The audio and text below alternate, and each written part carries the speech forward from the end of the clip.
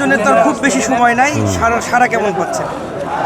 আলহামদুলিল্লাহ, কারণ আমি যেখানে দাঁড়িয়ে আছি আমার এইখান থেকেই ছোটোবেলা থেকে আমার পথ চলা। এই রূপনগর টিনশেডে আমি ছোটোবেলা থেকে বড় হয়েছি, খেলাধুলা করেছি এবং আমি দীর্ঘদিন ধরে এলাকায় আমার চলাচল রয়েছে এবং আমাদের প্রত্যেকটি সাধারণ মানুষের সাথে আমার যে একটি আন্তরিকতা, একটি ভ্রাতৃত্ববোধ, একটি সহমর্মিতার যে জায়গা তৈরি আছে, আলহামদুলিল্লাহ আমি শতভাগ আশাবাদী যে আগামী 12ই ফেব্রুয়ারি আমার এই এলাকার মানুষ আমাকে আমার প্রতীক ধানের শীষে ভোট দিয়ে ইনশাল্লাহ জয়যুক্ত করবে এবং আমার যেই পরিকল্পনাগুলো রয়েছে আমি আমার এলাকার মানুষের জন্য সেই পরিকল্পনাগুলো আমার আল্লাহর রহমতে অক্ষরে অক্ষরে বাস্তবায়ন করার চেষ্টা করব। এবং আপনারা সকলেই জানেন যে আসলে আমরা দীর্ঘ 17 বছর আন্দোলন সংগ্রাম করেছি একটি অবাধ সুষ্ঠু নিরপেক্ষ নির্বাচনের জন্য এবং আমাদের মাননীয় চেয়ারম্যান জনাব তারেক রহমানও বারংবার আমরা কিন্তু একটি কথা বলে আসছি যে আমরা একটি সুষ্ঠু নির্বাচন চাই, যে নির্বাচনের মাধ্যমে জনগণের রায় প্রতিষ্ঠিত হবে এবং সেই জনগণের রায়ের প্রতি আমাদের শতভাগ আস্থা এবং বিশ্বাস রয়েছে।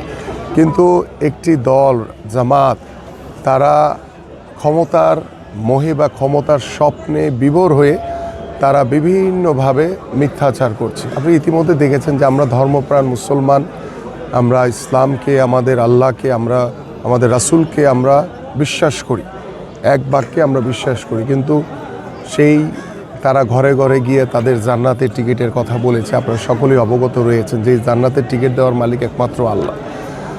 তারা ঘরে ঘরে গিয়ে আমরা দেখেছি, আমি আগেও বলেছি আপনাদেরকে যে ঘরে ঘরে গিয়ে বিকাশের নাম্বার নিয়ে তাদেরকে বিকাশে টাকা দিয়ে ভোট কেনার চেষ্টা করছে। তারা এনআইডি নাম্বার নিয়ে তারা ভোট জাল করার অপচেষ্টা করছে। এই ধরনের বিষয়গুলো কিন্তু একদম প্রুভেন এবং সামনে ভিডিও ক্লিপ সহ এগুলো আমরা আনুষ্ঠানিকভাবে আমাদের কেন্দ্রীয় দপ্তরে জমা দেওয়া হয়েছে।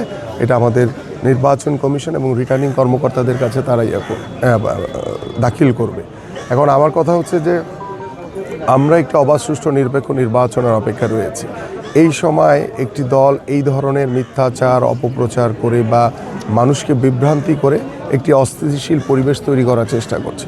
বাট আমি আমার এলাকায় আলহামদুলিল্লাহ এখন পর্যন্ত আমরা সকল দলকেই আমি বিশ্বাস করি যে গণতান্ত্রিক অধিকার, তাদের প্রচার প্রচারণা করার অধিকার রয়েছে এবং সেই জায়গা থেকে আমি আমার প্রচারণা করছি, তারা তাদের প্রচারণা করছে, কিন্তু আমি আমার জায়গা থেকে চেষ্টা করছি শতভাগ আচরণবিধি মেনে যাতে আমার কোনো নেতা কর্মীরা যাতে কোনো রকম কোনো আচরণবিধি লঙ্ঘন না করে সে বিষয়ে আমি নিজে যেমন দৃষ্টি রাখছি এবং আমাদের নেতা কর্মীদের উদ্দেশ্যেও আমার কড়া নির্দেশনা দেওয়া রয়েছে। সো আই হোপ যে আল্লাহর রহমতে আমরা অপেক্ষমান যে একটি অবাধ সুষ্ঠু